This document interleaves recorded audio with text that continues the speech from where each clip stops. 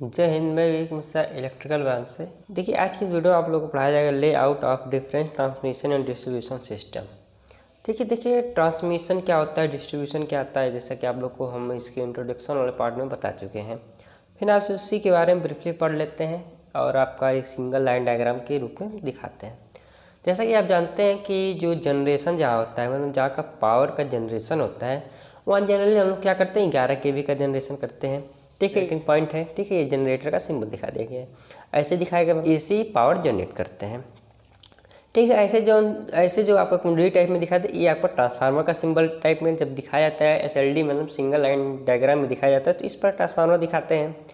ठीक है, पहले क्या करते हैं कि जो 11 kV की जो पावर जनरेट करते हैं, तो उससे डायरेक्ट 132 kV में अब स्टेप अप नहीं करते हैं, उससे स्टेप बाय स्टेप करते हैं। पहले देखिए 11 kV को 33 kV में स्टेप अप ट्रांसफार्मर से स्टेप अप करते हैं, फिर इसी 33 kV को 66 kV में कन्वर्ट करते हैं। ठीक है, फिर 66 से 132 में कन्वर्ट किया जाता है।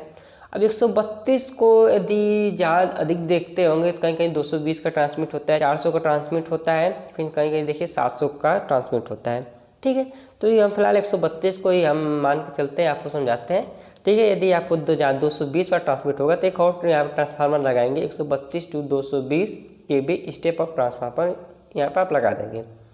ठीक है, यहाँ पे जनरली जो इस डायग्राम में दिखाएंगे 132 kV को हम ट्रांसमिट करेंगे। देखिए 132 से सेकंड सब स्टेशन, जहाँ इसे कहते हैं 132 टू 66 kV आ रहा है, इसे सब स्टेशन बोलते हैं। ठीक है, तो इस लाइन से इस लाइन तक जो पावर ट्रांसमिट होती है, ठीक है, जो वोल्टेज ट्रांसमिट होती है, इस ट्रांसमिशन को क्या करते हैं, प्राइमरी ट्रांसमिशन करते हैं। ठीक है, आप लोग इतना समझते होंगे प्राइमरी ट्रांसमिशन क्या हो गया। अब देखिए इसमें सेकेंडरी ट्रांसमिशन क्या होगा। अब देखिए जो यहाँ पे 132 से 66 kV तक आ गया, अब 66 kV के बाद भी तो उसे ट्रांसमिट किया जाएगा, तो 66 से 33 kV, और जो 66 kV से 33 kV तक जहाँ ट्रांसमिट होगा उसे क्या कहेंगे, सेकेंडरी ट्रांसमिशन कहेंगे। ठीक है, अब secondary primary transmission, secondary transmission हो गया। अब देखिए प्राइमरी डिस्ट्रीब्यूशन देखेंगे। अब 33 से 11 kV तक जहाँ तक आता है उसे क्या कहते हैं, प्राइमरी डिस्ट्रीब्यूशन। मतलब जो आपके गाँव तक जो ट्रांसफार्मर के पहले तक की जो वोल्टेज रहती है उसे हम लोग क्या कहेंगे, प्राइमरी डिस्ट्रीब्यूशन। अब ट्रांसफार्मर के बाद जो गाँव वाले ट्रांसफार्मर आप लोग देखे होंगे, जो आपका होता है 63 kVA, 100 kVA, 25 kV, जितने kV का कोई ट्रांसफार्मर लगी है, उसके बाद साइड से आप लोग वायर का कनेक्शन अपने घरों में करते हैं, उस साइड का वोल्टेज देखिए अब 11 kV से 400 वोल्टेज। ठीक है, इसे क्या कहते हैं, सेकेंडरी डिस्ट्रीब्यूशन करते हैं। ठीक है, इसे देखिए फेस टू फेस 400 मिलेगा, फेस टू न्यूट्रल आपको 230 वोल्ट मिलती है। ठीक है, जो आप लोग घरों में जो आप लोग अप्लाई यूज करते हैं वो फेस टू न्यूट्रल यूज करते हैं 230 वोल्ट तक। ठीक है, जो आप जहाँ पे जिस दिन मशीनों के जहाँ यूज होता है, जो 3 फेज में जहाँ यूज होते हैं, तो वहाँ पे क्या होता है, जनरली 400 वोल्ट होता है। आप लोग एसएलडी समझिए होंगे। ठीक है, एसएलडी में क्या करते हैं, इस तरह आप लोग यदि आपको एग्जाम में पूछ दिया जाएगा कि ट्रांसमिशन एंड डिस्ट्रीब्यूशन का लेआउट बनाए सिंगल लाइन डायग्राम ना, तो शॉर्टकट में एसएलडी बोल देते हैं। ठीक है, क्या करेंगे आप लोग, पहले तो जनरेशन 11 kV का होता है, लोग आपको पता है। ठीक है, इसे क्या करेंगे 33 में, मतलब 11 से 33 में कन्वर्ट करेंगे, 33 से 66 में। देखिए यहाँ तक जहाँ तक ट्रांसमिट हो रहा है, यहाँ तक क्या रहेगा, जब तक 132 तक पहुँचेगा स्टेप अप ट्रांसफार्मर यूज करते जाएंगे। अब इसके बाद देखिए 132 को ट्रांसमिट कर दीजिएगा। ठीक है, इसके बाद आप क्या करेंगे, स्टेप डाउन ट्रांसफार्मर यूज करेंगे। 33 से 66 में कन्वर्ट करना है, स्टेप डाउन ट्रांसफार्मर, 66 से 33 स्टेप डाउन ट्रांसफार्मर, 33 से 11 स्टेप डाउन, 11 से 400 क्या करेंगे, स्टेप डाउन। ये 11 kV है, 400 वोल्ट है। ठीक है, इतना आप लोग समझ गए एसएलडी। अब आगे देखते हैं, इसके बाद में आप लोग क्या पढ़ते हैं, classification of transmission line for operation calculation, मतलब इसके कितने तक इसका कैलकुलेशन क्या क्या होगा इसके बारे में पढ़ते हैं। देखिए ट्रांसमिशन 3 प्रकार के होते हैं, short transmission line, medium transmission line और लॉन्ग ट्रांसमिशन लाइन। ठीक है, शॉर्ट ट्रांसमिशन लाइन में कितने डिस्टेंस तक की दूरी को कवर किया जाता है, तो इसमें दिया गया है कि short transmission line generally 80 kilometre तक रहती है, तो क्या कहते हैं, उसे शॉर्ट ट्रांसमिशन लाइन में कंसीडर करते हैं। अब मीडियम ट्रांसमिशन लाइन 80 से 250 किलोमीटर तक रहती है जो रेंज, उससे क्या कहते हैं, मीडियम ट्रांसमिशन लाइन। और इसके ऊपर मतलब जो 250 से ऊपर रहेगा उसे क्या कहते हैं, लॉन्ग ट्रांसमिशन लाइन कहते हैं। ठीक है, अब पैरामीटर ऑफ ट्रांसमिशन लाइन। ठीक है, कौन कौन से पैरामीटर होते हैं, जनरली कि 3 ही पैरामीटर होते हैं, रेजिस्टेंस, इंडक्टेंस एंड कैपेसिटेंस। ठीक है, अब कौन कौन से पैरामीटर किस मीडियम में यूज किया जाएगा, कौन सा पैरामीटर कौन से मीडियम में यूज नहीं होगा, उसको हम स्टेप बाय स्टेप करके एक एक वीडियो में आप लोग को बताते चलते हैं। ठीक है, पहले देख लेते हैं रेजिस्टेंस के बारे में देख लेते हैं। ठीक है, तो रेजिस्टेंस क्या होता है, आप जानते हैं कि रेजिस्टेंस क्या होता है कि जो करंट फ्लो में अवरोध उत्पन्न करता है, मतलब उसके विरोध करता है, उसे क्या कहते हैं, रेजिस्टेंस कहते हैं। देखते हैं आर और क्या होता है, average power losses in conductor, ठीक है, अपन आई स्क्वायर। ठीक, ये आपका रेजिस्टेंस आ जाएगा, इसका मात्रक क्या होता है, ओम होता है। जहाँ पे देखिए आई क्या है, आरएमएस करंट है, ठीक है, इन द कंडक्टर एम्पियर में लिया जाता है। और डीसी रेजिस्टेंस ओमिक कहा जाता है, या इसे डीसी रेजिस्टेंस कहेंगे। और नॉट इज गिवन बाई, देखिए इस पर आपका ओमिक रेजिस्टेंस। देखिए डीसी रेजिस्टेंस और एसी रेजिस्टेंस में डिफरेंट होता है। देखिए डीसी में केवल कंसीडर आर किया जाता है, हालांकि एसी में जब रेजिस्टेंस देखा जाता है तो उसमें इम्पीडेंस, टोटल इम्पीडेंस देखा जाता है, उसमें एल और सी का भी कुछ रोल उसमें होने लगता है। ठीक है, तो एसी और डीसी का रेजिस्टेंस दोनों का डिफरेंट होता है, कितना आप समझ लीजिए। कितना डिफरेंट होता है ये आपको नेक्स्ट कभी वीडियो में आपको बता दिया जाएगा। ठीक है, देखते हैं अब आगे। इसमें दिया गया है वेयर रो इज रेजिस्टिविटी, आपका रेजिस्टिविटी आप कंडक्टर है, L length of conductor in metre में, A cross sectional area of metre square. ठीक है, आगे देखते हैं, एक एक करके आपको पढ़ाते चलते हैं, तो आगे देखते हैं क्या है। अब देखते हैं सिग्निफिकेंस ऑफ रेजिस्टेंस, मतलब कि रेजिस्टेंस का क्या प्रभाव पड़ता है ट्रांसमिशन लाइन पे, इसके बारे में थोड़ी देख लेते हैं। देखिए किसी भी प्रकार की ट्रांसमिशन लाइन में रेजिस्टेंस के इफेक्ट को नगण्य मतलब नेगलेक्ट नहीं किया जा सकता है। कितना भी आप अच्छा वायर यूज कर ले, उसका कुछ ना कुछ रेजिस्टेंस जरूर होगा। ठीक है, मतलब निगलेक्ट नहीं कर सकते हैं। ठीक है, प्रतिरोध के कारण लाइनों में निम्नलिखित घटक प्रभावित होते हैं, मतलब कुछ इफेक्ट उसके देखने को मिलते हैं। क्या मिलते हैं, एक दो तीन करके आपको स्टेप बाय स्टेप करके बताते चलते हैं। देखते हैं क्या दिया गया है। प्रतिरोध के कारण लाइन की संपूर्ण प्रतिबाधा बढ़ती है, इसे इम्पीडेंस कहते हैं, क्योंकि इम्पीडेंस का फार्मूला जेड बराबर √r² प्लस ब्रैकेट में XL - XC का होल स्क्वायर ओम।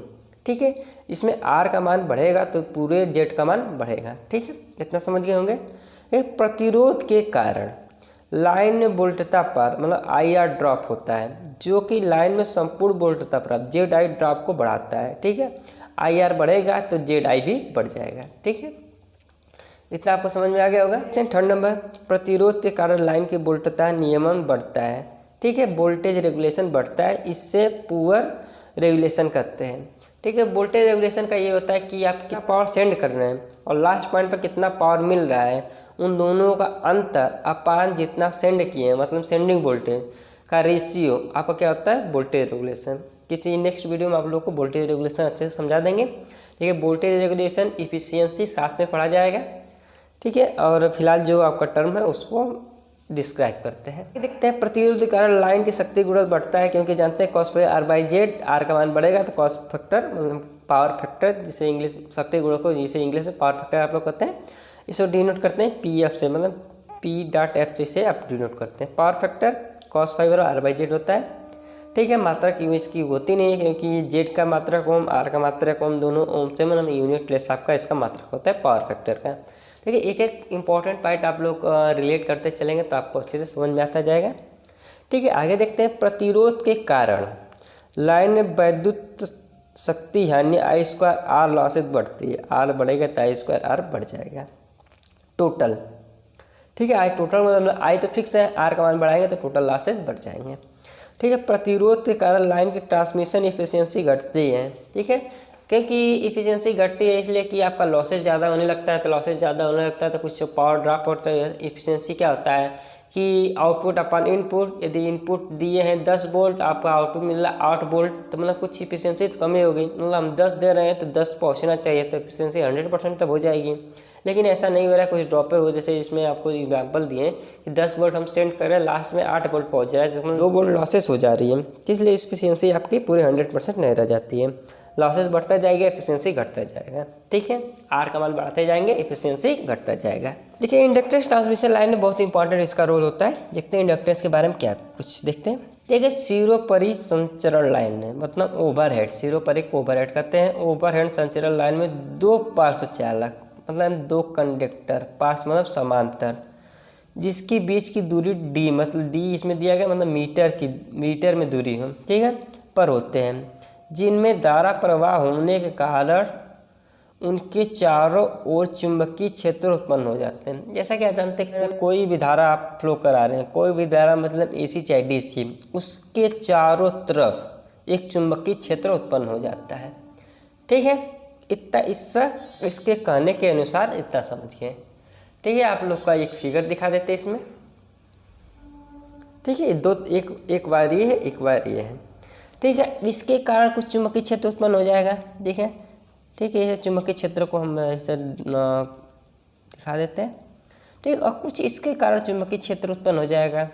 ठीक है, लेकिन चुंबकीय क्षेत्र उत्पन्न हो रहा है तो इसमें इंडक्टेंस का क्या रोल है, तो इसको हम इंपॉर्टेंट करके एक एक आपको समझाते चलते हैं। पहले आपके बुक के अकॉर्डिंग पढ़ा देते हैं, जो बुक में आपको जैसे दिया गया उसको हम पढ़ा देते हैं। उसके बाद ये चीज़ कहाँ से रहा है वो हमको समझा देंगे। देखिए, आपके बुक के अकॉर्डिंग है कि अतः L प्रति एम्पियर फ्लक्स मंथन 1/2 + 2 log बेस, देखिए E है d/r × 10⁻⁷ हेनरी पर मीटर।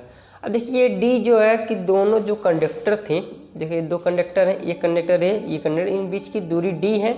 ठीक है, इसका रजिस्टेंस, ये जो रजिस्टेंस है ये आपका R है। ठीक है, ये आप समझ गए होंगे। तो इसके हिसाब से जो ये दिया गया है कि 1/2 log d/d जो डिस्टेंस थी बीच के R जो इसका रेडियस है × 10⁻⁷ हेनरी पर मीटर। ठीक है, ये आपका क्या हो जाएगा, इंडक्टेंस हो जाएगा। ठीक है, ये किसकी, प्रति एम्पियर फ्लक्स, मतलब ये एक कंडक्टर की वजह से है। लेकिन देखिए इसमें दिया गया है 2 कंडक्टर थे। ठीक है, तो इसमें देखिए दिया गया और दोनों चालकों का प्रति एम्पियर कुल फ्लक्स मंथन क्या हो जाएगा, 2 टाइम्स हो जाएगा। 2 × 1/2 + 2 log E d/r × 10⁻⁷, 2 का मल्टीप्लाई करेंगे ये 1 हो जाएगा, यहाँ पे 4 log E d/r × 10⁻⁷ हेनरी पर मीटर। ठीक है, और पास का स्वप्रेरक गुणांक मतलब सेल्फ इंडक्टेंस क्या हो जाएगा L। ठीक है, 1 + 4 log E d/r × 10⁻⁷ h Henry पर मीटर। लेकिन आपको कुछ देखिए बहुत ही टेक्निकल बच्चे होते हैं कि वो याद करने की क्षमता वो कम कर देते हैं। बस समझाओ, जितना समझ लेंगे, याद करने में सब नील बट्टा सन्नाटा हो जाते हैं। ठीक है, कि याद करने में बहुत दिक्कत होती है कि अब आप कितना याद करेंगे। अब दिया गया 1/2 + 2 log E d/r 10 × 10⁻⁷। याद तो ज़्यादा दिन रह नहीं पाएगा, भूल जाएंगे कि वो फार्मूला क्या था, वो इंडक्टेंस वाला सर क्या बताए थे। लेकिन अब बेसिक चीज़ जहाँ से आ रहा है कि बेसिक चीज़ समझे रहते हैं तो रिलेट करने में आसानी रहती है। देखिए ये जो फार्मूला दिखाई दे रहा है 1 + 4 log E d/r × 10⁻⁷ हेनरी पर मीटर। ठीक है, ये फार्मूला कहाँ से रहा है, ये जो टोटल यहाँ से देखिए स्टार्ट है, डायरेक्ट आपको यहाँ पे लिख के दिखा दिया गया है। लेकिन ये फार्मूला कहाँ से रहा है, इसका डेरिवेशन हम अगले वीडियो में दे देंगे। ठीक है, फिलहाल आज के लिए इतना ही। ठीक है, यदि आप लोग चैनल पर नए हैं तो चैनल को सब्सक्राइब भी कर लीजिएगा, साथ ही बेल आइकन को प्रेस कर लीजिएगा, जिससे आपको आने वाले वीडियो का नोटिफिकेशन मिलता रहेगा। ठीक है, ये आपको अच्छे से आपको अगले वाले वीडियो में समझा दिया जाएगा। उसके बाद आपको कैपेसिटेंस पढ़ा दिया जाएगा। कैपेसिटेंस कहाँ से, ये फार्मूला जो दिखाई दे रहा है ये फार्मूला कहाँ से आ रहा है, इसको भी आपको अच्छे से डेराइव करके बता दिया जाएगा। ठीक है, फिलहाल आज के लिए इतना ही, तब तक के लिए धन्यवाद।